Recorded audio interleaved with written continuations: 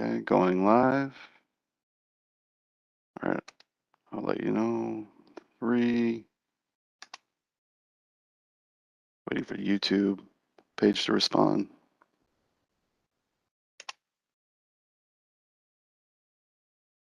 All right, 3, 2, 1, live. Good morning. As we get ready to start our Arch Discovery Day, we want to give everyone a second to jump on and come on in. Welcome, sophomores. Welcome, all Arch designated students.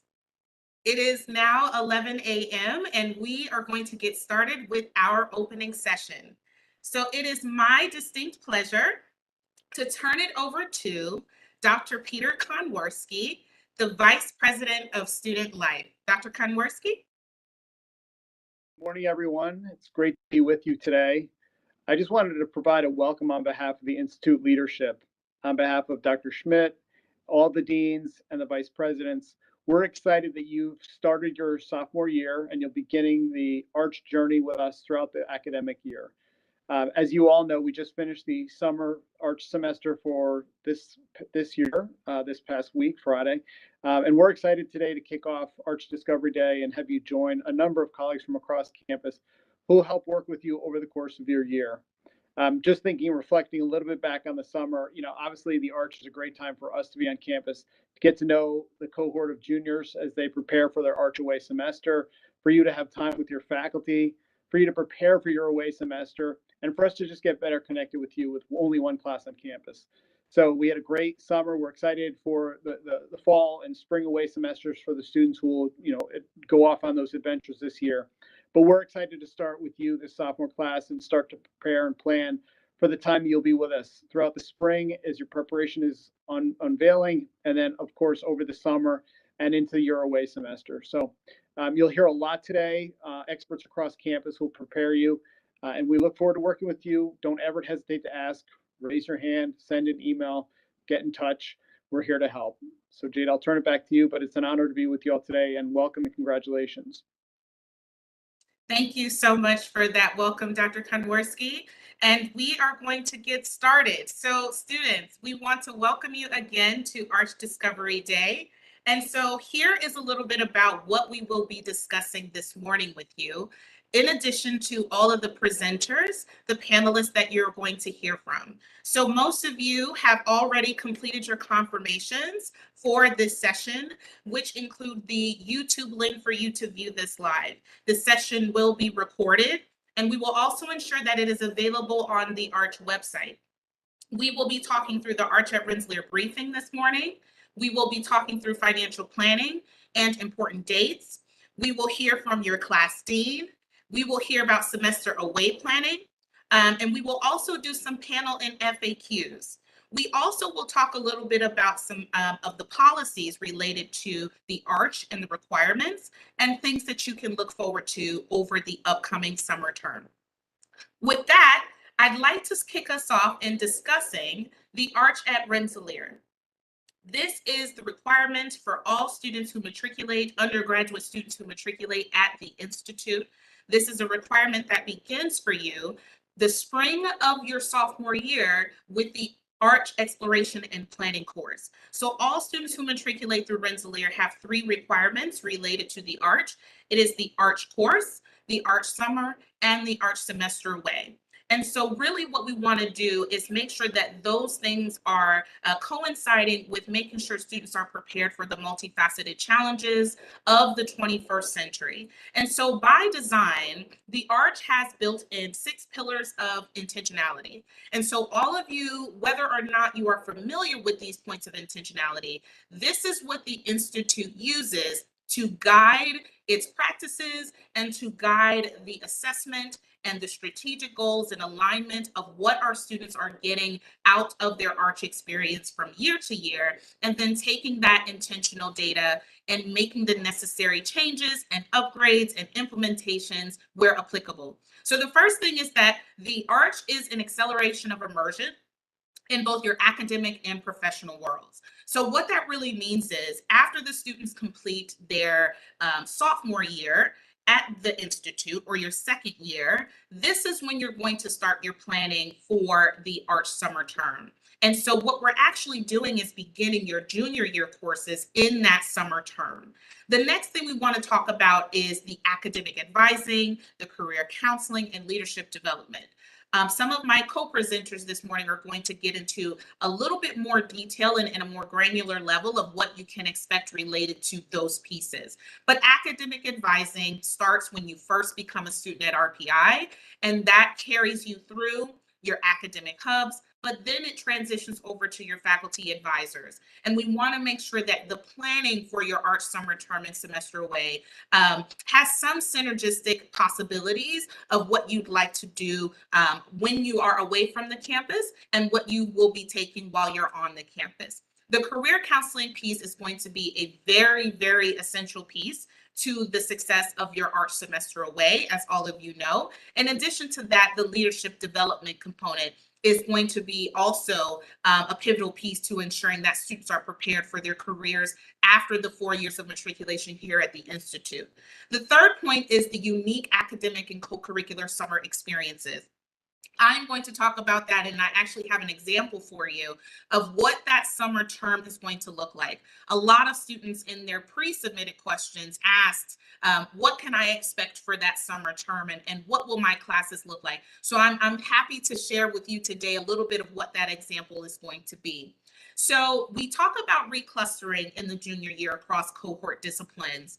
And really what reclustering means and refers to is the fact that all students, when they start at Rensselaer, we have what's called class in the Division of Student Life. That is clustered learning, advocacy, and support for students. And so you begin your life here at RPI in a cluster. But what we do in the Arch summer term is we reintroduce that cluster in a more external perspective.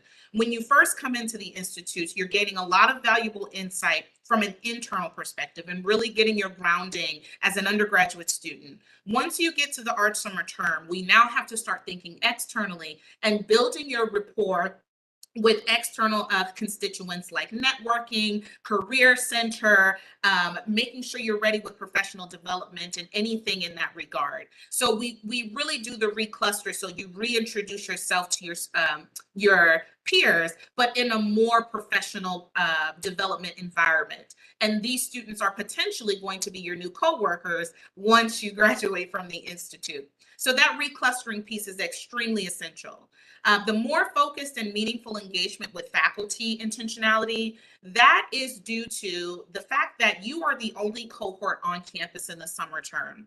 You are the cohort of priority in the summer term. You are the cohort of just complete distinction in the summer term. And what we found in a lot of the assessment is that students actually they highly value the time that they're able to spend with their faculty members during the Arch summer term, because you're not competing for office hours, you're not competing for class time and attention.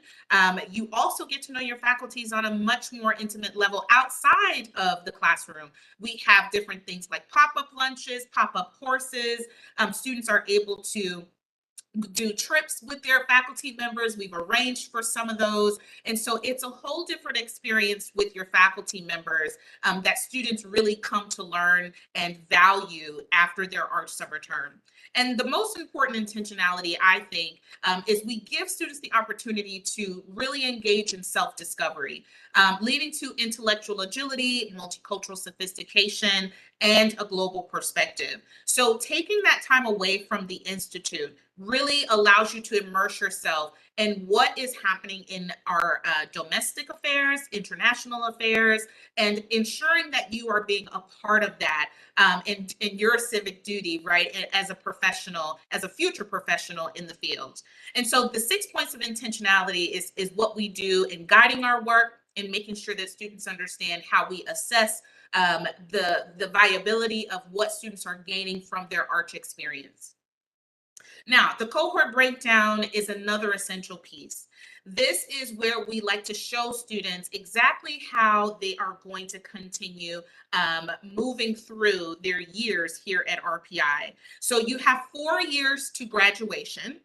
And if you're an architecture student, you have 5 years to graduation.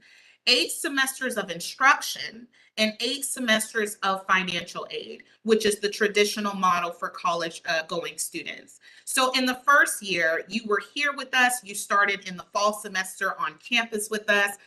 Many of you on Freshman Hill. Fall, spring, and that summer was yours to, maybe visit your family, or some of you were with us here this summer participating in Early Arch. And so that's a very important piece also for students. There are some sophomores who have already completed the Arch summer term. The sophomore year is really where all of the preparation begins. That is much more individualistic for you, and you really taking the reins of your experience. So the fall semester, we start with Arch Discovery in the opening session, but you're also going to hear from Dr. Powell today to talk a little bit about the Arch academic sessions for Discovery Day that will be taking place. The spring semester is when you kick off your Arch Exploration and Planning with our Career Center. And then the Arch summer term is when all students are required to be here living on campus with us in preparation for the semester away. In the junior year, you'll see we have 2 asterisks. That is the semester away, where students will spend the fall or spring semester away, not both. And so this is how the Institute supplements that summer term. So you're still doing 8 semesters of instruction. One of those semesters of instruction just happens to be the summer instead of one of your typical fall or spring in the junior year. And then you also have that summer. The senior year is dedicated to Arch reflection, coming back, preparation for final interviews, securing those opportunities for your career. 40% of our students receive return offers when they go out on these semester away experiences. And so I'm excited for the Career Center to share a little bit more about that with you all. And so what you'll see at the bottom here is that on-campus housing is required. And we have Dean Robinson here with us today, who is going to walk you through a little bit more of the policies related to your on-campus experience with us in the summer. Now, this is the sample summer semester schedule that I like to provide for students, just so that you have a sense of what the summer term is going to look like. This is, of course, an engineer schedule because you see TF2 on the schedule. So this is what students can expect. A common lunch period is shared for all students who are here with us in the Arch summer term. This is unique to the summer only, and it's not something that students experience in the fall or spring. So this is also a part of that reclustering that we talk about. And we kick off the summer term with the awesome kickoff event where students are able to come together, and all of the campus, really, the RPI community. And so what we like to do is ensure that students have that common lunch period. We also have Wednesdays where there are typically no classes. We would like for our faculty and our different departments to really do their best to adhere to giving that Wednesday just to be a free space day for students. However, some students do happen to have labs on that day. But the majority of your work, majority of your pedagogy is taking place between Monday, Tuesday, Thursday, and Friday. And so most students will have this sort of schedule, and all students will be registered for a minimum of 12 credit hours or more. And that is going to be the full-time equivalency. And you'll hear more about the importance of that as we talk about the financial aid aspects and the billing aspects of what the Arch at Rensselaer is about. So the most important things I want to leave you with as far as this introduction is in preparation for the summer semesters. Your semester away selection is going to be in January. This is when students are going to select which semester they'd like to be away. The spring term, right? You're going to select in January in SIS. Your enrollment in the Arch Exploration and Planning course is also going to be in January 2023. To secure your semester away opportunity, you need to start now. That's why it says fall 2022 and spring 2023. And so a complete list of the Arch specific dates will be available in the Arch calendar brochure on the Arch website beginning August 29th when classes begin. So that brochure will be available for download. It will also have important information related to the kinds of semester away information that you need to know that's pertinent for your planning.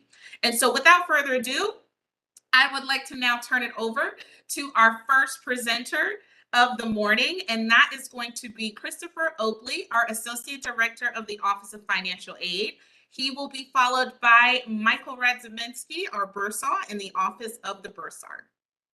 Chris?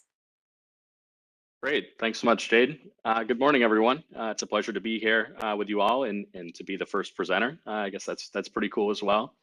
I'm going to take just a few minutes today and kind of walk you through some of the basics of the financial aid during the ARCH year. Our kind of big takeaway with a lot of this is that we're aiming for consistency. Like Jade kind of highlighted in a couple of slides before, the standard policy, Rensselaer policy of 8 semesters of aid remains intact, whether students are here fall, spring, or participating in the ARCH program.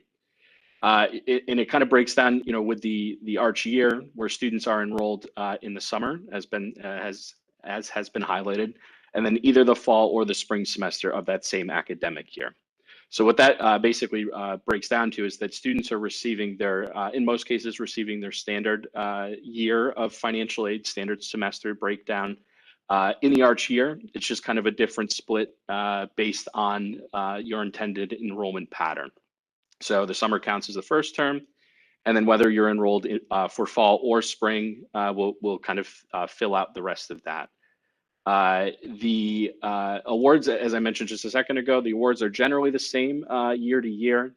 We are using this a similar cost of attendance for students, so we typically don't see many changes in award packages kind of year over year, strictly just based on the participation in the ARCH program.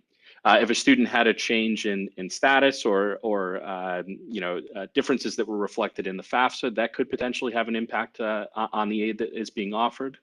But there really isn't an impact just based on participation in the ARCH program specifically. As Jade mentioned just a second ago as well, the expectation is that students will remain enrolled full time. That's kind of how the financial aid package was built when you first entered RPI. And that's the expectation kind of continuing forward, including the ARCH term. So for us, that's at least 12 credits per semester. And that will allow kind of the same level of scholarship, grant aid to continue forward with you, federal aid to continue forward with you for the ARCH semester, and then your other term on campus as well.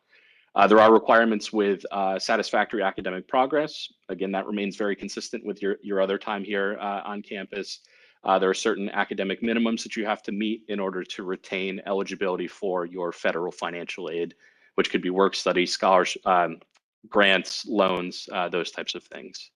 And then the last point on this slide here, I'll get into a date here specifically in a second, but it's very important that you are on top of filing your renewal FAFSA each year. That'll be coming up here shortly, where it will become available to students for the upcoming academic year, the 23-24 academic year. So you want to make sure that you remain diligent on that and make sure that that is complete and ready to go when we're ready to do our awarding. And you can go on to the next slide, Jade. Thanks. And this is just kind of a continuance there. So the FAFSA is required for any need-based grants that come from federal sources, state, or RPI as well. So again, just like your freshman year, we collected the FAFSA, and we're basically using that information to determine the level of financial need that you demonstrate for the year. Again, a lot of times we see that students are consistent year over year. There's usually not any kind of major changes. So this is just kind of confirmation for us each year that the same or a similar level of financial need is demonstrated when we go through the awarding. We'll also need the FAFSA for any work study eligibility, if you happen to qualify for that. And then the federal direct loans as well, which are your kind of standard loans that are part of most students' financial aid packages as well. And then as far as the timing of the FAFSA, it shows here the form becomes available on October 1st each year. So that's really only a couple of months away at this point. If you'd like to, you can jump right in on October 1st and knock it out. We obviously have no issue with that. We like students that can get things done early and into us, as it just gives us more time to process. But you certainly don't need to do it the second that it becomes available. You obviously have a lot of other stuff going on with coursework, and you don't need to do it that early. But we do ask that students complete it by December 1st. So that'll be obviously December 1st of 2022 for your upcoming summer term in the summer of 2023. That gives us just more than enough time to receive the applications and then begin our processing. Our goal is kind of highlighted here, and something that we've been very successful with hitting in the past years is our awarding schedule would be, we begin typically around the March timeframe, beginning of March, end of February typically. We're in a place where we're able to begin doing financial aid packages, and we basically we'll start around then, and we'll just continue to roll and get them done as quickly as we can, as long as you have the FAFSA complete, if that's applicable in your case. And Mike, our bursar, will get into this more shortly, but the bill is typically produced in April. So the goal is to have your financially, as much of your financially done, complete, ready to go, and set up for you. So that will show on the bill that's produced, so you'll know, what you owe, what's expected, and you'll have ample time to prepare to satisfy that bill as well. One final point is highlighted by the asterisk down at the bottom. We do not require the FAFSA for merit scholarships, for renewal of merit scholarships. So some students may have never filed the FAFSA in the first place and just received a merit-based scholarship. Many students receive merit scholarship and then some portion of other need-based federal state aid as well. If you are a student who only receives a merit-based scholarship, you actually don't need to worry about the FAFSA at all. We will renew that piece automatically. The time frame is all the same as far as beginning in Arch for us and kind of continuing forward from there. But no FAFSA is required for the merit scholarship specifically. This is a question that we get semi-regularly from students, and it kind of feeds into the options that students may have during their away term. So there's a lot of kind of very specific regulations that we have to follow as an office and as an institute when it comes to availability of funds for students who are in their away term. The big kind of key thing for us is that for any kind of aid eligibility, this speaks specifically about loans. Sometimes we'll get questions where students are maybe looking for some funding to help with housing or that type of thing during their away term. Our hands are really kind of tied when it comes to that, and there isn't really anything that we can offer because students are not participating in coursework at greater than a half-time status. So that's kind of a federal regulation that we have to adhere to. So during the away term, there isn't really typically any kind of financial aid, federal, institutional, or otherwise that's available. So students should kind of plan around that accordingly. And then this is just, some additional considerations when it comes to the loans specifically. Again, so many students are borrowing loans to help, pay for an education at Rensselaer. So it's really kind of critical and important that students remain in that schedule of, being here for the summer, selecting their away term, and then making sure that they're participating in one of the approved activities in their away term.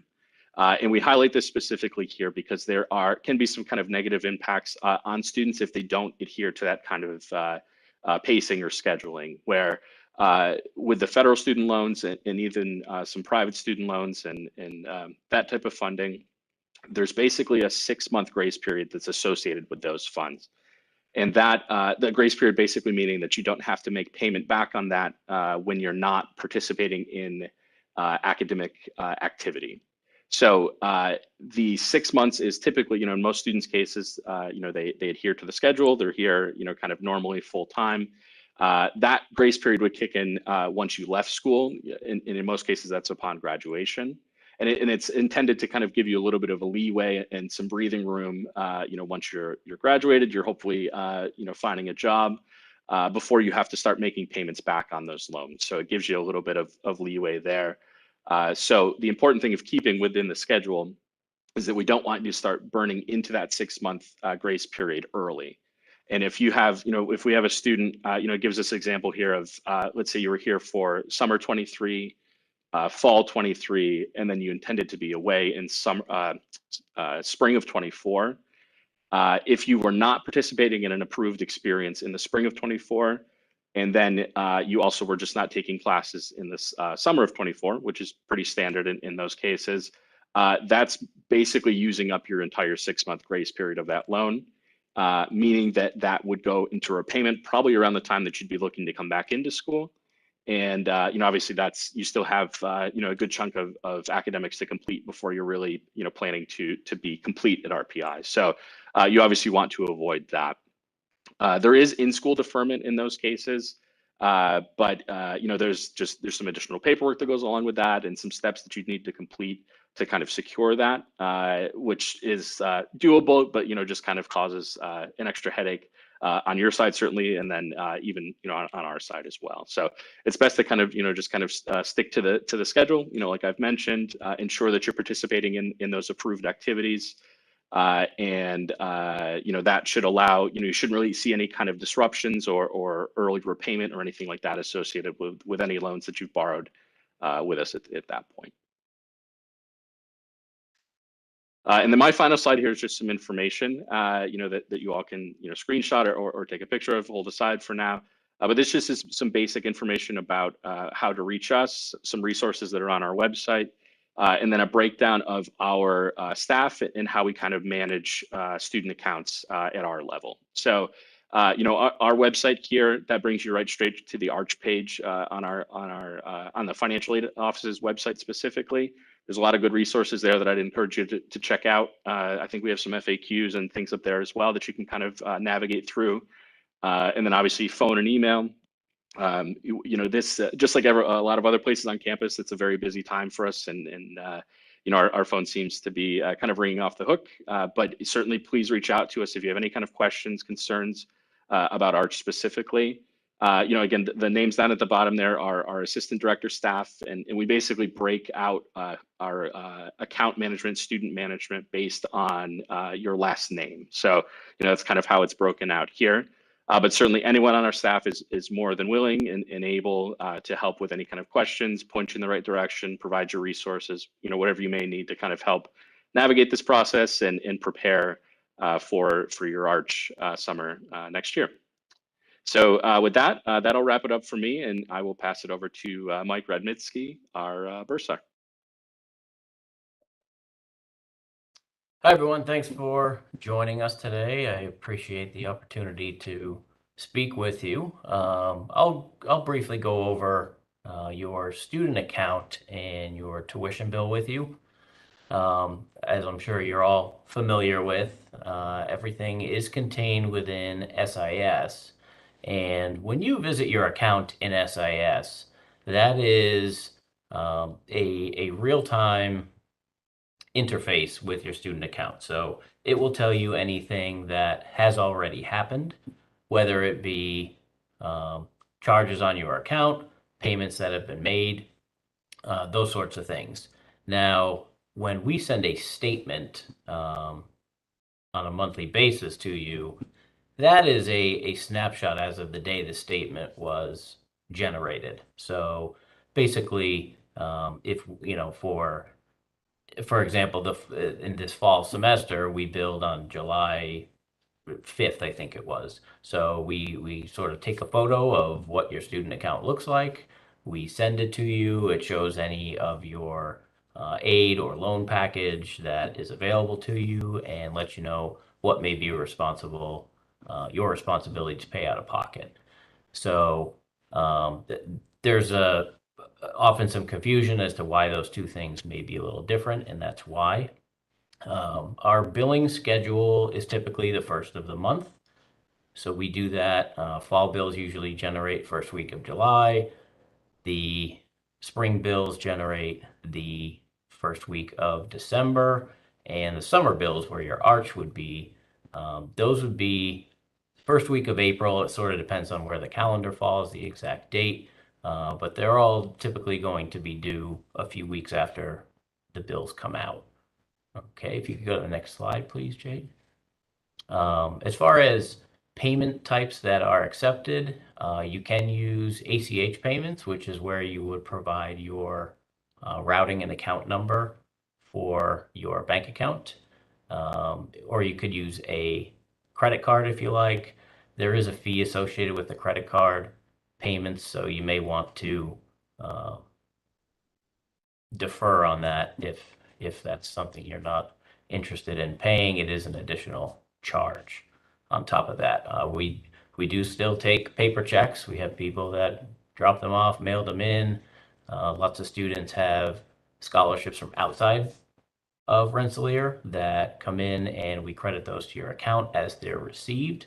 The big thing is try to make sure any of your payments always have your name and or preferably your RIN number on them, just because we want to make sure we route the payments to the appropriate place. And we also partner with a vendor called Flywire, which allows us to accept international student payments from banks that are outside the US. And you can see that link on your screen there.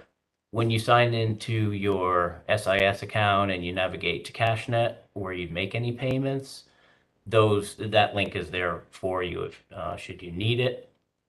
And it's relatively simple. They calculate the exchange rate and forward those funds along to us. Okay, so as Chris has already said, very important to make sure you get that FAFSA filed early on. The earlier the better. That way, if there's any other documentation that the financial aid office needs, we want your bill to be as complete as possible. I know it could cause some panic if there's things you're expecting to see on your bill. We're going to display anything that we can on there that's been processed. So just to give you the best idea of what you may be responsible for. We offer a payment plan, which for the Arch semester specifically, as long as you enroll prior to April 31st, you would have a payment due on May 1st, a payment due June 1st, and a payment due July 1st. If you were, for some reason, to enter into a payment plan after that, you would, after that April 31st date, you would only have 2 payments. So I would encourage you, as far as budgeting purposes, to sign up for that early. In the event that you do have a balance that's unpaid, there would be a hold placed on your student account, and that hold would prevent registration from future terms and also the release of your diploma if you're that close to graduation. What we try to avoid is what's called a mandatory financial leave of absence. And, we do a lot of outreach to students who may owe us a balance for whatever reason to try to get that balance rectified. So you don't end up in the financial leave of absence. And the ramifications of that are not only would you be required to pay your outstanding balance, you would also need to prepay for your next semester. So we want to do everything possible to keep you out of that situation. Okay, and as I said before, we have our payment plans. They're all administered through CashNet. So as I said, for the Arch, it's a 3-payment plan. The fall and spring, because just the duration of the semester is a little longer, spread out over more months. We offer, so for the fall would be August, September, October, November, and for the spring, it would be January, February, March, April. Okay, so there's a link here for the payment plan. You will actually be able to access that link right through CashNet should you elect to use a payment plan. And basically what it does is you contract for an amount and it divides the total balance owed by the number of months remaining available for you to have your payment plan. And you can set up automatic payments. That's what we recommend. That way you don't need to remember to go in and get those payments made by the due date. And if you have any questions, we're here. We're open for business. Come on into the second floor of Academy Hall. We're located right where the registrar and the financial aid office customer service area is. And we have a ticket system for any questions you may have as opposed to email. So that link is thefinance.rpi.edu/support, and we can get your questions answered for you. Thank you so much, Mike. And also thank you to Chris, who provided the financial aid information for us. Students, just as a reminder, in the link in the description of the YouTube live stream, there is a feedback link. If you have any questions as we're going through this live stream that are not already submitted questions that you submitted to us in your in your confirmation for this session, please feel free to use that link and submit those questions. And once we get to the panel section and through a few of the submitted questions, we may be able to answer some of those live for you. And if not live, we definitely will offer some feedback via the Arch inbox link. So thank you so much to the guys for that financial piece.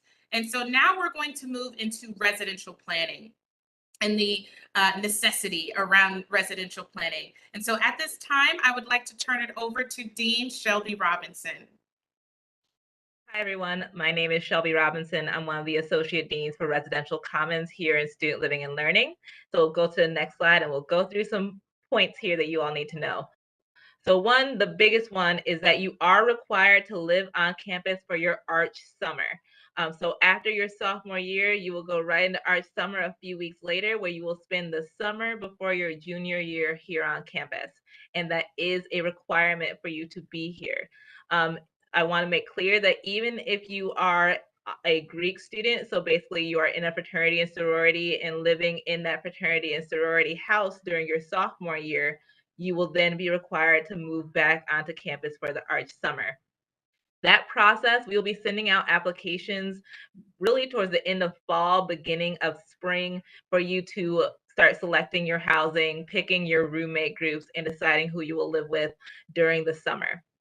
You will live in a different housing option than what you are living in your sophomore year. So what that means is that you have your sophomore assignment. Let's say you live in Barden Hall and you're living in Barden Hall, and then you will then move into a new option in your summer. That's because we have to clean all the spaces. We want all of our art students together. So if we left you all in your spring housing assignment that you had your sophomore year, you'd be spread across the campus, across the nation. We need you all to be in one general location. And also for those who have not lived in upstate New York over the summer, it gets really hot here. It gets pretty darn hot. We had a solid heat wave where we were in the 95s for about a week or two. And if we leave you in some of your housing that you were living in during the fall or spring, you may not have air conditioning, and we do not want to roast you. So we do move all of our students into air conditioned spaces so that they can have the best housing option during that summer as they possibly can. So please be prepared for that. What you will see happening is that we'll start sending out communication and letting you know when that transition will begin to occur. What will happen is you will end your spring semester. We will ask that you go home or go somewhere, take a vacation, take a break, because the Arch can be a little hard. You're going to be here on campus for several months straight for a time that usually some of your peers may be at home. And so we do want you to go home, spend time with your family for about 2 to 3 weeks, and then return to the campus when the Arch semester begins. And so we will give you all that information on how to leave the campus and check out, and then check back in a few weeks later. But if you are a student where you're international, you're like, going home for 3 weeks is not worth it. We will also provide housing during that intermission break between your spring housing assignment and spring ending, and then your Arch beginning. So please don't worry about that.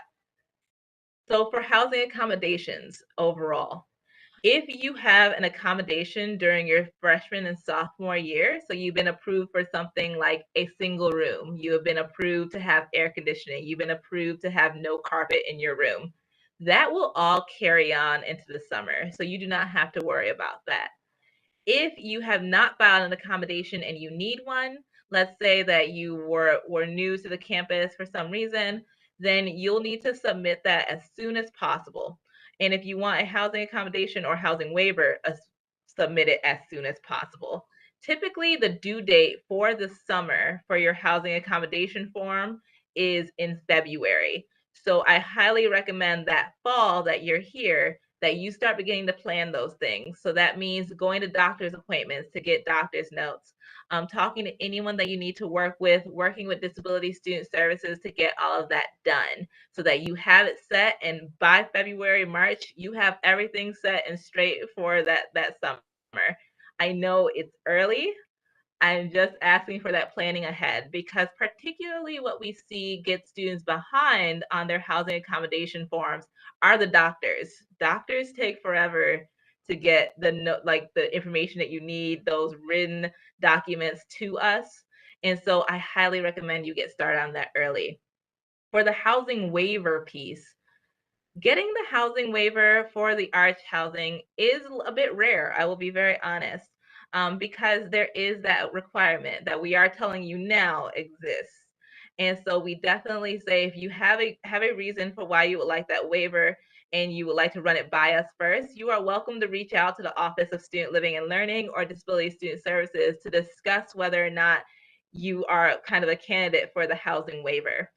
One of the biggest points I must make to you right now before you sign anything, agree to anything, an off-campus lease is not a reason for why we would waive the housing requirement for Arch.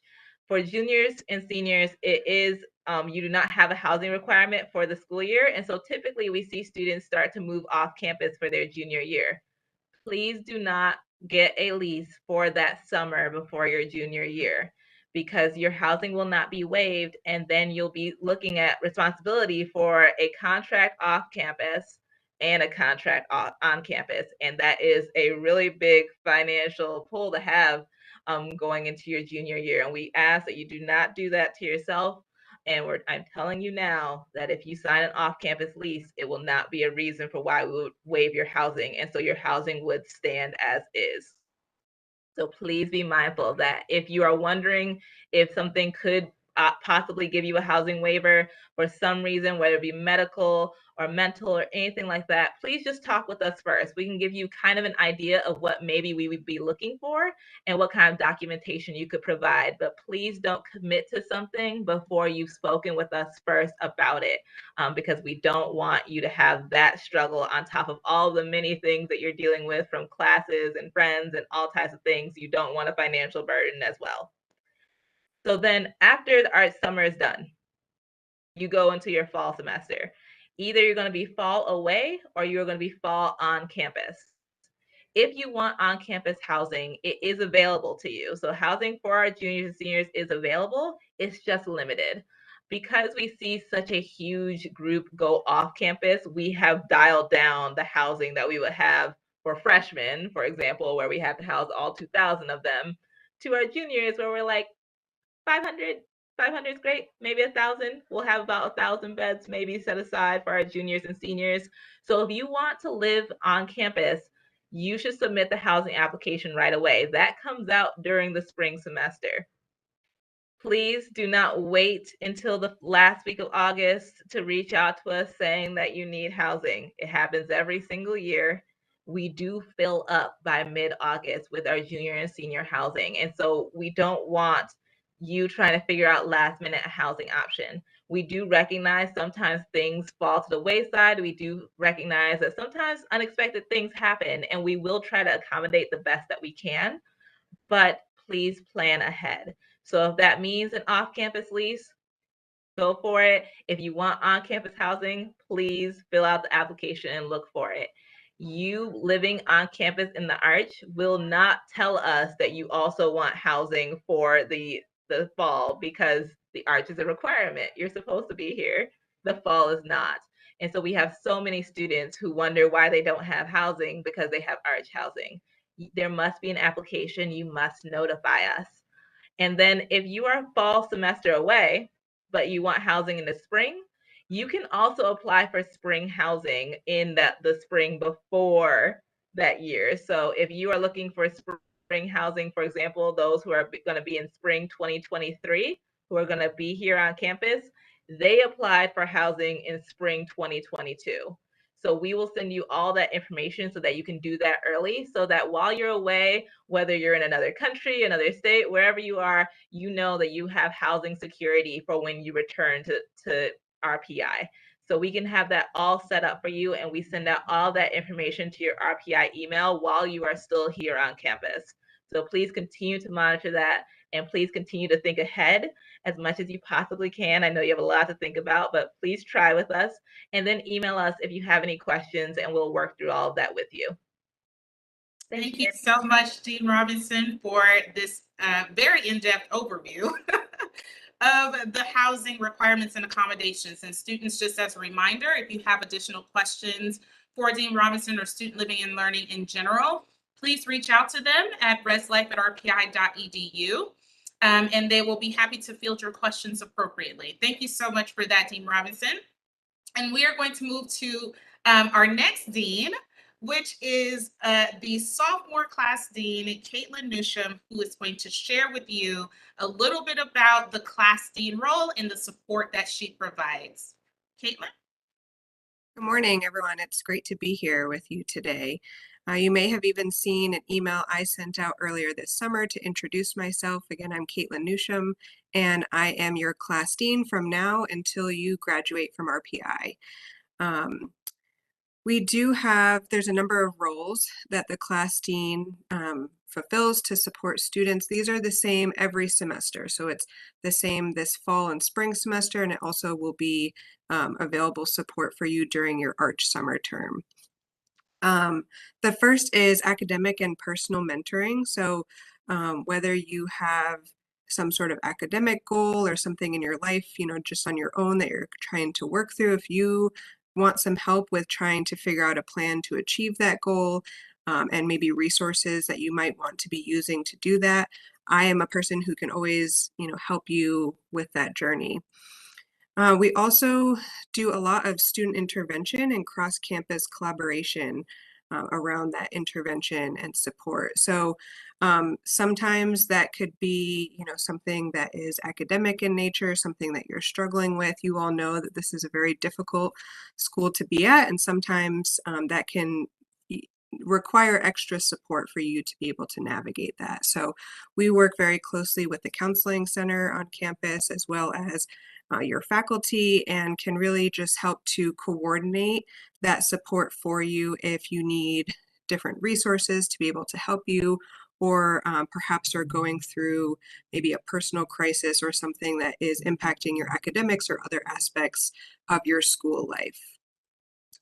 We also do a couple of administrative processes. So we do help with excused absences if professors are requiring them, leaves of absence, as well as the readmission process for students who return. And then we also do class-specific programming and communications to the cohort. So you are all here today because you're part of that sophomore cohort. And we have, a team of people who are looking to do some programming that is specific to the sophomore cohort. I will send a class newsletter once a month. I know that you are super busy. I know that you have a lot on your plate. And so I do my very best to make that as concise as possible and really just kind of give you some quick things that are either important information for you to know about, or great opportunities that you may be interested in either on campus or just kind of general opportunities that you might want to do. So I would definitely encourage you to, however busy you may be, take 60 seconds to just kind of scroll through that and see what things may be applicable to you or of interest to you. I am happy to help with any of the things that I listed here, or if you're ever, kind of like in a situation you don't really know where you need to go for support, I'm always a person that you can turn to.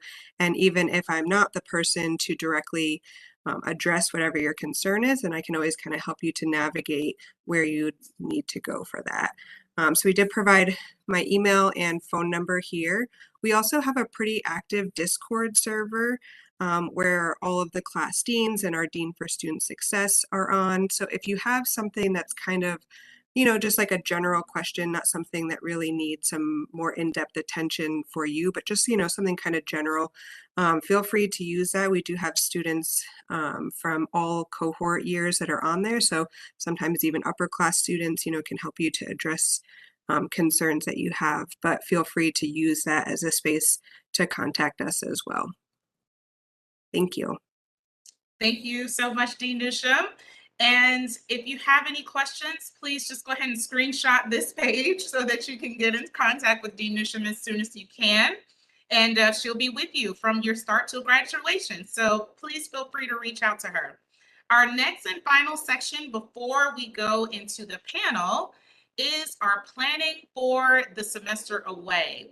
And here you are going to hear from Dr. Tiffany Powell, who is Arch Academic Programs in the Office of Undergraduate Education, along with the Director for the Center of Career and Professional Development, Philip Bruce. So I will turn it over to Dr. Powell first, and from there she will give it off to Director Bruce to close us out of the presentation.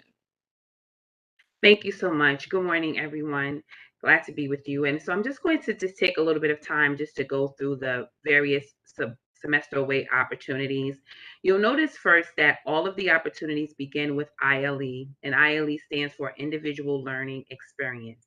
And so each one is individual for each student. You decide what's going to be best for you.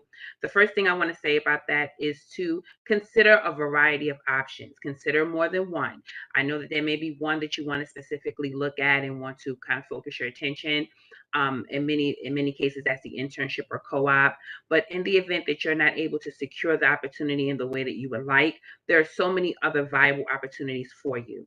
We have international experiences. Many do decide to study abroad, and we have an office that's devoted itself to just providing support for students. That opportunity is now open again for students to now participate, and we have our offices, like I mentioned, that will support students in the application processes for the affiliate and non-affiliate programs. We also have ILE research, and this allows students to work directly with RPI faculty.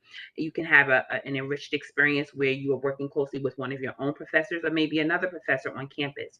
And involving yourself in research is going to expand your educational and professional opportunities.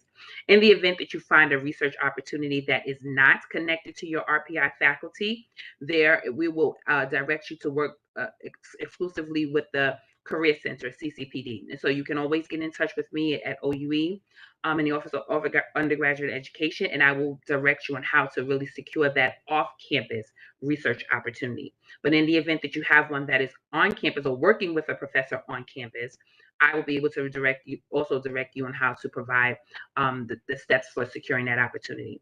We have civic engagement, which is an opportunity for students to just volunteer. We have some standard hours, I believe, of 260 hours, and this kind of works well for someone who wants to work with a nonprofit organization. They recognize that they're not being paid, but they really want to just gain some career experience, some professional experience. And so this is definitely a viable opportunity for them as well. We have study at another another institution, not just US. So that's been a shift. So you don't have to just study somewhere in the United States. Some students go back to their home country and they want to take courses at another institution. This is a viable opportunity here. What's great about this particular one is that there also is a way for you to transfer those credits back to RPI if you so desire. It is not mandatory, but you can do so. And this allows you to enrich your program in some kind of way, maybe to fill in any gaps that you may have. And there is a process for transferring those credits that we will support you in being able to do that if that's the direction you'd like to take. The next opportunity is a self-design, and this allows students to design an opportunity for themselves. It's sort of like an independent study, and it has so many great inroads for you to think about how you want to enrich your educational experience on your own, which is great. And there are lots of examples of what students have done previously that are available for you. Jade, next slide, please. Thank you. So here are the offices that are associated with each one of those opportunities. Internships, co-ops, and civic engagement, you will directly connect yourself to the CCPD. There are email addresses, there are the offices that you can go to. You can speak to career counselors in that area. They are available to assist you, and Director Bruce will even give you more information about those opportunities. If you're looking at RPI research opportunities, study at another institution, or self-design, you're going to work with my office, the Office of Undergraduate Education. I wanted to note that under the self-design section, we have different opportunities under that one. We have a career one that's directed to help students to think about their employability.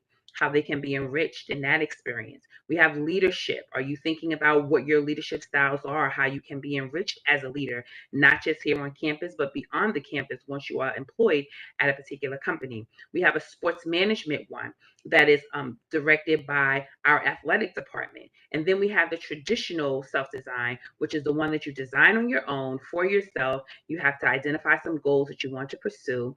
And you're also going to be thinking about how those goals can translate into outcomes that can be employable. So we have a lot of different options under the self-design domain. The last is study abroad, which is the international experiences that I just mentioned, and that is overseen by the Office of International Programs. Here's something that's very important for you to consider as you are getting ready to prepare to register for your away semester experience. So if you are registering with your away semester experience with OUE, here are a few things that you need to consider. You'll notice the chart here. Under self-design, research, and study at another institution, you have to select the option in SIS. There's going to be a web form that you complete that is appropriate for that particular domain. Once you complete that web form is now routed to me. I review it, make sure all the information is correct, and that experience is approved. I want to just point out under RPI related research, in addition to the SIS selection and the web form, there is a support letter that must be sent to the Office of Undergraduate Education that indicates what the scope of work will be, if there's payment, how long the assignment will be for. That letter must be submitted in order for the experience to be approved. So before you go ahead and select an SIS, it's probably a good idea to go ahead and get that support letter sent to OUE and make sure that those other areas are completed as well, because those other two don't take very long. Sometimes getting that letter of support can kind of hold you up. So I wanted to make sure that you are aware of that. If you're thinking about how you would even get a research opportunity, we have lots of information on our website, but the primary one is this. Work with your professors, talk with someone in your area, have conversations with even other students. And this is a way that you can even consider what opportunities are available for you as it relates to research. The last thing I want to say about that is that with each one of these categories, there is a required LMS course. So while students are away from campus, many of them do not check their email. I cannot urge you enough. I cannot stress enough. Please check your email. I'll say it one more time. Please check your email. Please don't come back and say that you've been away all semester and why are we asking you to do stuff through email? You must remain tethered to the institution. Why? Because you are getting credit for this experience. You're telling RPI that you're doing something that's academic based. You're telling RPI that you're doing something that's going to enrich your academic performance. So if you do not stay connected to your email, which means that you're not completing your assignments in most cases, it's going to be a problem. If you do not satisfactorily complete the assignments that are listed on that LMS course, you will not be able to earn that satisfactory grade of an S, which means that you have not completed your away semester requirement, and it means that you will have to do it over. The away semester is a requirement for every student, even if they apply for an exception, and we'll talk about that, and probably at some point you'll hear about exceptions, but I want you to know, even with an exception, there are some categories for that, and we have lots of information listed on the website, and time is of essence here. So we may have questions that we may be able to respond to in that regard, but I cannot stress enough, check your email. And even if you have an exception, approved exception, you must still complete the away semester requirement because it is necessary for graduation. I'm moving very quickly because time is of essence here. So if you have other questions, please feel free to contact me. My contact information is going to be on the next slide. And I look forward to supporting you. Oh, there's one more before I get to that. Sorry. This is about international programs. So plan ahead. That was the one important point that we want to make about that. Don't wait to the last minute if you want to use this option. So right now, if you are thinking about an away semester that involves study abroad, plan now. Get in touch with the office now and ask questions because the application for those affiliate and non-affiliate programs is a lot earlier than some of the other opportunities that you are looking to secure. Okay, so the contact information for that is listed there, and there is my information. I am certainly available to assist you as necessary to make sure that your away semester experience is the best that it can possibly be. Thank you, and now I'll turn it over to Director Bruce. Thank you, Dr. Powell. I guess it's still good morning. There's 1 minute left on that. So thank you for logging in today and learning about your ARCH experience. And the CCPD here to help you in a variety of ways when it comes to your away semester search. So the first thing I want to share with you is how our office is actually set up. A lot of times students have questions about how does the CCPD go about supporting us in these efforts. The first thing I'll tell you is that we don't have a desk drawer full of internships and co-ops that you just come in and we hand you. That's not how this works. Part of the Arch learning outcomes are you need to learn how to find and advocate for yourself the best jobs that match your career goals. And we don't know what those are. What we do is support you in that journey. And the team that's primarily going to do that is the career development team. So each college has an assigned career counselor that specializes in that college and the majors within it. So you all have an assigned career counselor that you can access on demand. Both virtual and in-person appointments are available. All of that is run through our Handshake platform. So the career development team wants to interact with you through that platform to not only help you discover opportunities for internships, co-ops, and civic engagement experiences, but also for your appointments, resume critiques, interview prep, all of the things that are going to go into you being successful in your career search, both for Arch semester away, but also for full-time positions when you graduate. Even if you want to go into academia or graduate school, our counselors are here to help you with that. So that's what the career development team does. Kind of in the middle is the experiential learning team. They're really going to work with you on getting your semester away registered for the areas that we're responsible for. So just like Dr. Powell is who coordinates her areas for your away terms, the experiential learning team is the ones that are going to keep you tethered for internships, co-ops, and civic engagement experiences. I get a lot of questions sometimes about students who say, you know, I'm applying for this internship. It's asking me, will I be a full-time enrolled student during the experience? And the answer to that is yes, if you tell us about it and let us get you registered. And that's really critical because 98, 99% of all employers require you to be in an internship or co-op program with them to be a fully enrolled student. So when you send in your information, your offer letter and that kind of stuff that we require to get you registered, you'll be assigned an LMS course, just as Dr. Powell mentioned for her areas. And that's important that you do the work reports and you do the, you know, respond to the emails that come through during your semester away. But that's what keeps you an enrolled student. There is, of course, no tuition associated with it, but you'll still remain on your parents' health insurance or school health insurance as a full-time student as a result of being registered in that course. So the experiential learning team works with you to register that experience and as you're tethered during your away term.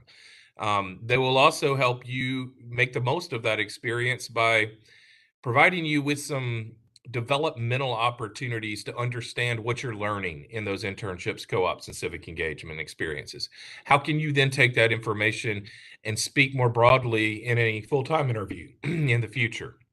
So there is some really good pieces that the experiential learning team will help you accomplish during your semester away if you're registered in one of our areas. Now, where do we find all these opportunities? How do we help you get connected with employers? Well, that's the employer relations team. So these folks are completely externally focused. If you're a student who says, I'm a computer science major and I'm really interested in this company, you tell that to the career development team, but who goes and sources that opportunity for you and gets it into Handshake, brings those employers to campus for interviews, for information session, is the employer relations team. Now, you know, there's a billion companies out there in the world. We don't know which ones all you want. So coming to talk to that career development team is key early on. The employer relations team will also be facilitating traditional employer information sessions throughout the year. So they're the ones that run our career fairs. They're the ones that run all of the things that we do to try to connect you to employer partners well ahead of time before the application process begins. They also run the spring career fair entirely. And that is a great opportunity for students looking for their semester away to secure both fall and spring away opportunities. So again, the employee relations team is completely externally focused. Now, to introduce you further to these teams on our next slide is the Arch Prep course. And there's also been some confusion about this in terms of whether or not students have to take it. The answer is yes. It's in the catalog. It's a graduation requirement. It's not hard. This is not a crazy physics class that's so difficult that you won't be able to focus on anything else. This is a course that is designed to help you navigate the Arch semester away process and make sure that you know of all of the opportunities that are available to you and you're prepared for them when they come your way. So you could finish this class in 2 weeks and be done and get your S and move on, but you probably won't be as prepared for the semester away as if you engaged fully in it. So we've built this course to be college specific, just like it's reflected in the career counselors that serve your college. The syllabus will include things that some of you may already have a good grasp of. You may already feel very good about your resume. You may feel good about that your uncle or aunt works at Microsoft and you think you're going to get an internship there. That's great. Congratulations. You still can benefit from doing the exercises in this course and learning more about yourself and what your career interests are. You'll also find other companies that want to work with you during this spring coming up to help explain what their company offers. So, do you have to find your internship or co-op or civic engagement through Handshake? Absolutely not. We have a lot of students who have family connections, who have developed networking. Some of our NSBE SHEP students are highly skilled at finding opportunities outside of the traditional RPI paths. That's fine. That's no problem at all. But what do you do with that information once you have it? How do you get it registered? All of that is covered in this Arch Prep course.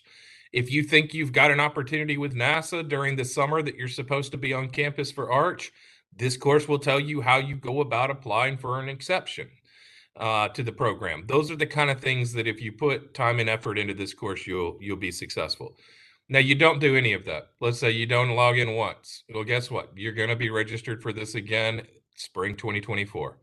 So if you get a U, you have to graduate, or in order to graduate, you have to have an S in this class. We're going to auto enroll you until we can get you to a point where you can get an S. So all students, regardless of exception, regardless of when you start here at RPI, are going to need this course and have an S in it. The next slide is a little bit just about what we think you should do to be successful. If you wait until the Arch summer to start looking for your fall away or spring away opportunities, that's going to be incredibly stressful for you. There are ample opportunities like the NSBE SHEP 44th Annual Career Fair coming up at the end of September of this year. That's a great opportunity to go and meet employers to find out when they post their fall and spring away positions, what do they want to see on your resume? That's just good networking and being proactive in this approach. Not all of the students in each cohort are super excited about interviewing and talking about themselves to strangers. I get that. But that's why you want to focus on developing those skills and those things ahead of time. Do that during this fall and this spring, and it'll make your life a lot easier come Arch summer next year. We don't know what your specific personal journey is until you come and talk to us. If you tell us those things, tell us what you're interested in or what you don't know, then we're going to be able to support and help you. The more time you give us on that, the better it'll be for everybody. Students sometimes say, well, why would I attend the 44th Annual NSBE SHEP Career Fair this fall when my away semester isn't until spring 2024? Well, because that is the time to learn what the employers are asking for, what needs to be on your resume, what leadership skills do you need to get from the Archer Center over the next year in order to be successful, what student orgs should you sign up for and participate in to get more team experience, those kinds of things. It's just a really good opportunity in a low risk, low stress situation for you to attend events this fall and this upcoming spring. Our students go all over the world. Even in pandemic times, they were still securing opportunities globally. list down there below is just a super small sample of where our students wind up going. You may not want to work for NASA. You may want to work for a very small company in Silicon Valley. Deal. If you tell us that, our employer relations team will go and help source those opportunities and make you successful in doing whatever you want. The purpose of putting those up there is to show you that our students do a lot of different things. All of you are incredibly smart. You wouldn't have gotten into RPI if you weren't. So what do you want to do with that intellect, with that training that you've received over the first 2 years, and where do you want to apply it? That's where we come in to help you secure those opportunities. I think that's about it for now. I know there'll be more questions, but please just keep in mind that we're open to see you in person and virtually at any point, and we look forward to serving you. Thank you so much for that presentation, Director Bruce. And with that, I am going to move us right into our panel discussion. And again, this is a opening session from 11 to 12:30. So we are going to use the remainder of the time to try to get through a few of the questions that you all have asked in your ARCH confirmation. So just to reiterate for all students, in the confirmation link, students were able to provide a question for our panelists in order to have more insight about planning for the ARCH semester away. I will say that majority of your questions have been answered very, very nicely as we have gone through this presentation. And so I will do my best to couple a lot of the themes and really pull out some of the questions where we can get some more specific details around your question specifically. And our panelists are here to oblige and walk through those questions with us, in addition to myself.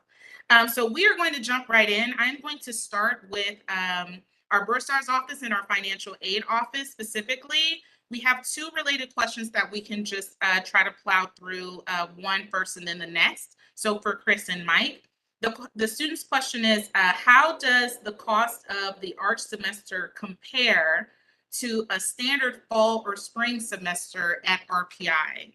That's the first question. I can speak to that.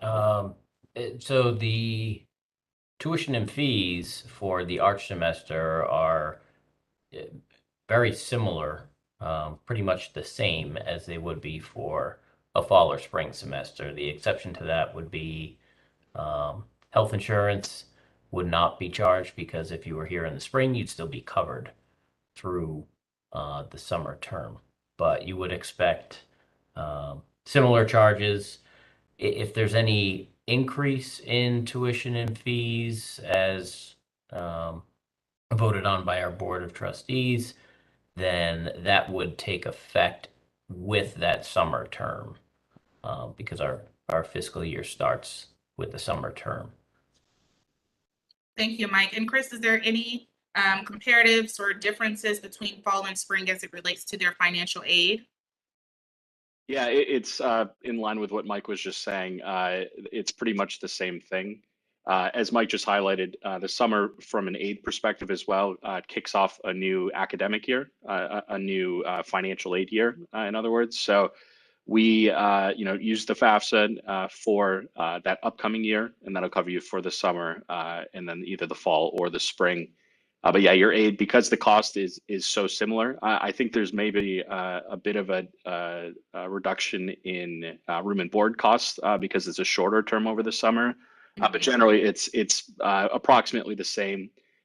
Tuition and fees are the same for the summer and the fall or spring. So yeah, typically the aid remains consistent based on the consistent cost as well. Okay, and then the follow-up, another question that's very similar is the summer treated like any other semester? Of course, the answer is yes. When would the cost become available for our family to view? That typically happens, I'm trying to think when it happened this year. I want to say it was early March, because it's voted on by our Board of Trustees. So they typically have their annual meeting in March, and then everything is published once all the approvals are in.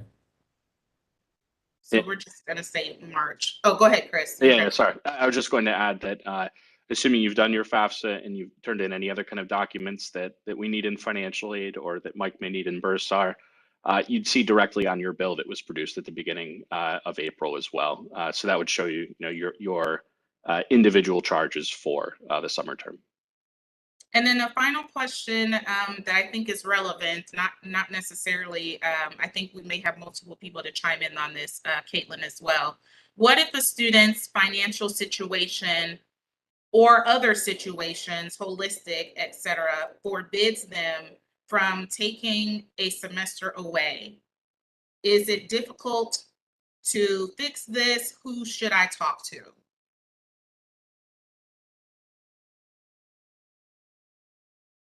And this is regarding a semester away, not the summer, you said? Right, regarding a semester away. So if they have a financial situation. So I think to start, I would just chime in and say that during the semester away, students are not charged any tuition related to their away term. So if you do have any financial difficulties, it may not be relative to the semester away experience. But I think another part of this question is answering if we do have students who experience financial difficulty for the summer term, and some of those things that we do to help them mitigate that. Yeah, I agree. So the away semester is the cheapest semester that you have here, right? Because you're not paying a bill to the university. I would say if that is the case in your situation, that may influence the type of away semester that you choose. So perhaps you are looking for one that is a paid option to both support your living expenses during your away semester, but also maybe it even helps you to pay, future bills down the road, depending on your situation. In general, if you ever, if your family is experiencing like a change in their circumstances that maybe isn't reflected on the FAFSA, we do always want you to complete the change in family circumstance form, which is on the financial aid website. And so that it may cause changes in the aid that we are able to provide for you. And then I would also say, definitely communicate with me, whether it's regarding the Arch summer term, or if it's, really any semester, if you're having, a financial circumstance that either is something that changed for you or, is something that is just kind of ongoing, like, let's definitely talk about it so that we can see if there's other resources that we can help you with. Thank you, Caitlin. And anything to add to that, Chris or Mike, or we summed that up pretty good? Yeah, no, Caitlin did a great job summing that up. I'll just dovetail to say that the Institute's position policy is that we renew aid. We do everything we possibly can to renew aid at the same level year to year that you're here with us. But we do understand that sometimes, as Caitlin was just alluding to, sometimes family circumstances can change. We're particularly concerned with unforeseen changes in circumstances. If a parent loses a job or something like that. Of course, there's no guarantee that we can find additional resources or kind of help bridge the gap completely. But we don't know for sure unless we kind of go down that path. So like Caitlin just mentioned, the change in family circumstances form is your kind of jumping off point. We may kind of go back and forth a couple of times looking for additional information, supporting documentation, things like that. But if there is any kind of a change like that, I'd say absolutely reach out to us and we can kind of help you navigate that process and ultimately, award you as accurately as possible, kind of given all factors based on that. Yeah, I would also just add that on the semester away piece, if you know that you're going to need some financial assistance or housing, if you're doing an internship or co-op outside of the capital region, like there are absolutely employers that will pay you enough money to live and provide housing. They're competitive though. And so getting an early start, finding that out at these fall and spring career fairs, that's going to be critical for your success. It's also why we have as many options for you on your semester away as possible, as opposed to it just being everybody has to do an internship or co-op. We know not everybody can. And so doing an ILE self-design that focuses on you having a part-time job, developing some career skills, those are the kind of things that we want in terms of the flexibility. That's why there's as many options for you as you've seen today. Thank you, guys. That was awesome. And I do want to move into, and keeping that same momentum, Director Bruce. So this next one is for you. And I think Dr. Powell can also chime in. You both can really speak to this. It's a very simple question. It says, explain exemption policy, please.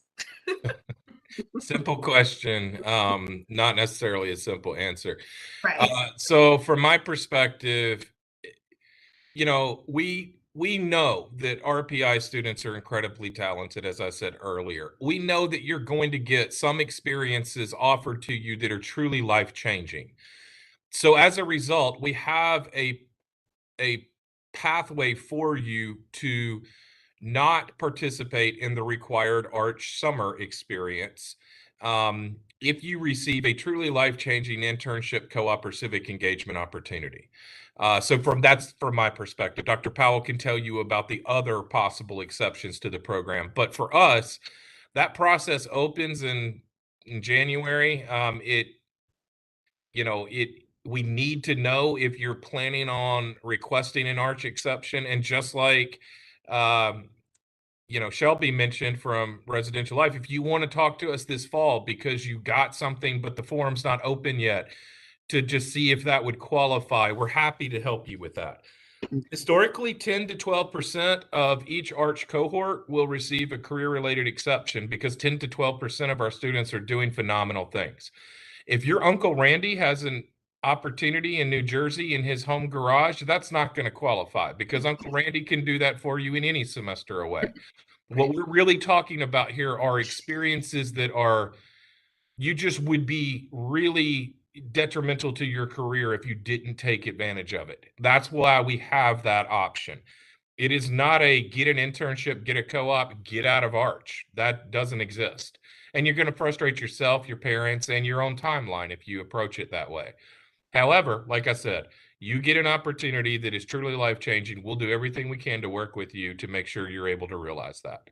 That's for internships, co-ops, and civic engagements. Because they are the nature of those exceptions, means you're going to be doing an away semester experience. Those are the three areas that allow you to have an exception from the Arch summer, but also have your away semester checked off at that time. That doesn't apply to the other areas that Dr. Powell is about to share with you. But at any level, any exception, no matter what, you still got to get an S in that Arch prep course this spring. So make sure you're paying attention to that. Dr. Powell? Yes. So just to continue with the exceptions for the other categories, the other three are academic, ROTC, and athletic. So let me just briefly explain. For the ROTC, these are students who are participating in that program, and their summer is usually occupied by some level of preparation that allows them to be fully engaged in that experience and that program pathway. And so we are requiring all ROTC students who are actively involved to apply for an exception, noting that it is only the exception for the summer term. All ROTC students are still required to have an away semester on record. During the summer term, when they're not taking classes and not doing anything related to Arch courses, the summer can be used for ROTC students, in addition to the other ones, which I'll explain in a moment, for them to just sort of, there's a write-up and just sort of an explanation of how their ROTC participation does enrich their educational and professional pathway. So those students must notify the Office of Undergraduate Education to let them know that they want to use the next subsequent summer. And in this case, it would be summer 23. If they're applying for the exception in spring of 23, then the next available summer is summer 23. So you must notify my office to let me know this is the summer that I want to take, and I want to satisfy that requirement. If it's not done during summer 23, it will have to be done during summer 24. Whatever summer that's available for you to take that time to be able to capture what it is that you are doing to satisfy the away semester requirement. This is going to be really important. So if you don't contact my office, I won't automatically enroll you. You have to say, This is what I'm going to do. So this is a responsibility of you as a student. For academic exceptions, these are for students who have some type of acceleration, or maybe they are delayed in some way, and all academic requests are reviewed by the individual schools, associate deans, and our hubs. So people are looking at these requests. It's not just a blanketed request. It's not just to say, okay, I don't want to do it, I want to change it or whatever. It has to be something that is an academic concern that would interfere with you being able to successfully complete the summer term courses that are available. So if that is applicable to you, you would check that box off on the exception form, and those submissions are reviewed by our committee. Okay, and once they're adequately reviewed, then you're notified. The same thing is true with athletics. All athletic groups do not automatically qualify. As a matter of fact, no one automatically qualifies. Everyone must apply. And you must apply to say that there's something that's happening during that summer term that's going to interfere with you participating in the summer courses. That's what the exception is for. It's only for that. So there is no blanketed, I'm an athlete, I play, this particular sport, that particular sport. That means that I don't have to participate. That's not the case. You have to now show support for what you're doing over the summer that is going to interfere with you being able to take summer courses that are a part of your academic program. So in the event that an exception is approved, once again, you must still participate in an away semester experience. It is most encouraged that you use the next available summer. So in this case, like I said, it would be summer 23. Use that time. If you get an internship, you secure that, you're going to work with CCPD. They will make sure that that experience is registered. If you are deciding to do an ILE self-design, or you're going to do research, or you're going to study at another institution, you're going to make sure that that experience is registered with my office. Notice that we keep on saying the word registered. Simply sending an email and saying this is what I'm going to do is not going to be enough. It has to be registered, which means that you are on the books with the registrar. There's a course number that's associated with the away experience, and there's an LMS course that's associated with each one of those experiences as well. There's some requirements that must be completed, and there is submission of those assignments on time, and then there's a grade that is applied at the end of the summer. Once that experience is completed, there is a grade that's assigned. It's a grade of S, and that means that that's the box that's checked off in your degree works that you have satisfied the requirements. So last thing I want to say, every person who gets an exception still has to do an away semester experience. Bottom line. Just want to make sure we know that, and it's going to be the student's responsibility to reach out to the respective offices to ensure that their experience is registered appropriately, and the summer terms are the best time to really do that. Thank you, Dr. Powell. Okay, two final questions because we are running close to time. One is just an extension of Director Bruce, going back to your admin 1030 slide. One quick question a student has here is, like, how many times, I'm asking it in the student's voice, okay? Like, how many times a week would this class meet? Like, what's the workload, et cetera? Thanks. Yeah, as I said earlier, it's not hard. It's just about you. And so it is not a class that we teach in person where you have to come to DCC once a week at Wednesdays at 3:30. You can work on this course at your leisure, at your self-paced. Now, there are things we want you to do in certain time frames, like this spring, around February 9th is the spring career fair. We're going to highly encourage you to go to information sessions surrounding that career fair, to attend the career fair. If you don't do that, that's up to you. And so what we want you to do is engage in the class, complete the areas, even if some of them you feel are rudimentary. They're not rudimentary for all students. But there are elevated tasks in there that will help refine you in your career application processes. So you may not need the resume critique, but you may need interview help. All of those things are built into this course to give you a holistic developmental experience for your away semester. It also includes things like those exception deadline dates, the registration dates, right? Like stuff to help keep you on track. You get out of it what you put into it. There is no formula that is universal to each student. It's all about you as a unique individual, and the course is designed that way. And the final question is for Chris and Tiffany.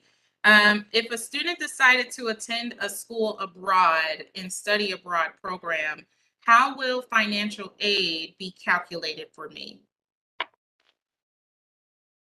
Yeah, I can jump on that first. So the answer to that question will be highly dependent on whether the study abroad program is affiliated or non-affiliated with RPI.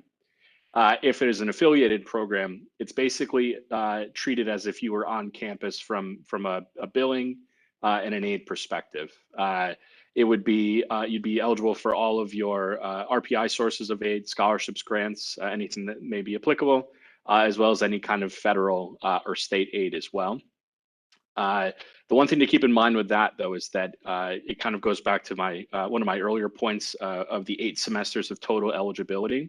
If you're going to be participating in that type of a program in your unaffiliated program abroad, just keep in mind that that will consume one of your 8 semesters of eligibility. So, you know, in most cases, you know, you're probably participating in that to, you know, kind of get ahead and you know, get that academic experience as well.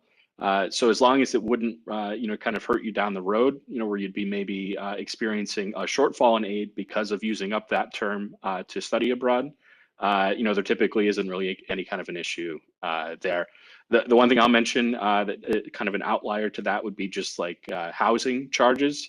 Obviously, we're not charging you for housing here because you're not physically here. So there is the opportunity, though, for us to account for that in your overall eligibility. So like if you were pursuing a private student loan or maybe your parent was pursuing a PLUS loan, you could receive funds in that manner to kind of help cover the costs, you know, while you were abroad.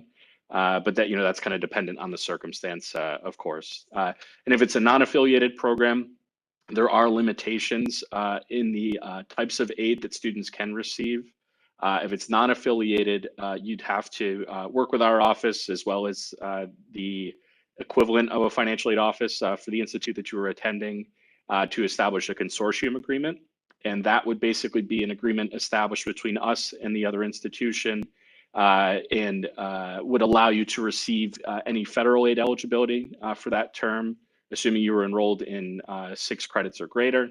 Or potentially some private loan funding as well, you know, if that was applicable. So it depends on the type, but I would say, you know, certainly reach out to us if you're thinking, kind of leaning going that way. You can kind of give us the details and then we can walk you through specifically what it would look like in your individual circumstance. And the last thing I'd like to just say in terms of the study abroad option, that's not necessarily financial, but it is around completing the away semester requirement. When you are successfully enrolled in an affiliate or non-affiliate program, we know that that's what you're doing, and that's a way that you're satisfying your away semester requirement. There is no LMS course that's connected to this particular option. So it's just you satisfying those requirements. We receive word back that you've completed it, and that box is checked off on your degree works plans as satisfying the away semester requirement. I do wanted to make that point so that you know that that's the only one that does not have the LMS course attached. Awesome. Thank you both so much for that. And we are at time, so I would like all the students to know that these are the reminders for you as we wrap up this session. We had tons and tons of questions submitted through your pre-submitted confirmations. And so what I plan to do is just to make a ARCH FAQ for the class, for your sophomore class, so that you all can just view those on the ARCH website. I'll also make that available for Dean Newsham to share with you all, and a link to it when it is available, because majority of your questions were answered during this session. So I really tried to pull out some of those themes. In closing, the most important things I want you to take away from this opening session is that, number one, you all do have an academic ARCH Discovery Day session to attend. This is just the opening session of ARCH Discovery Day. So you have an academic session to attend. You're going to need to look on the ARCH website for your specific major to know when your academic session is going to be taking place. The second thing is your semester away selection is going to be happening at the end of fall term, early spring term. We may make it available in December, but it really starts January when the spring semester opens up. So be ready to make those selections as soon as you get back for the spring term. You can see on the ARCH website under Institute Policies, all of the majors are listed with the options of fall away or spring away. Some majors like civil engineering, you have to be away in the fall. That is designed by your department. So I would encourage all students to look at the Institute policies to ensure you're following those correctly, so that when you do select your semester away, you can be tethered to the appropriate semester. There's also policies about semester away changes on the website, and the window of voluntary changes is between spring, January, and when Arch registration begins in March. So those are voluntary changes. And after that point, you're basically locked in. And if there is a change needed, it needs to be cleared through the CCPD about its opportunity secured, or through OUE based on an academic matriculation concern. And then your Arch Exploration and Planning course, that's a requirement. And all of your planning needs to start at this time. So with that, we will have your Arch calendar available to view beginning August 29th, the first day of classes. That will also be on the Arch website. I would like to thank all of my colleagues, my co-panelists, for being on here with me this morning and providing some very, very intricate information for you all. We will have this replay available with the timestamps of where each of the presentations begin. So if you'd like to share this with your parents or anyone who's helping you plan for your semester away or Arch summer term, or your funding, or anything related to this sophomore year in Contandem, we will have this information available for you. I'd like to thank all the students who have joined us this morning. And we are here to provide the support that you need to make sure your semester away is an awesome one, and make sure your summer semester is a successful one academically. So with that, thank you all for being here today, and we will see you at the Arch academic sessions. Take care, everybody.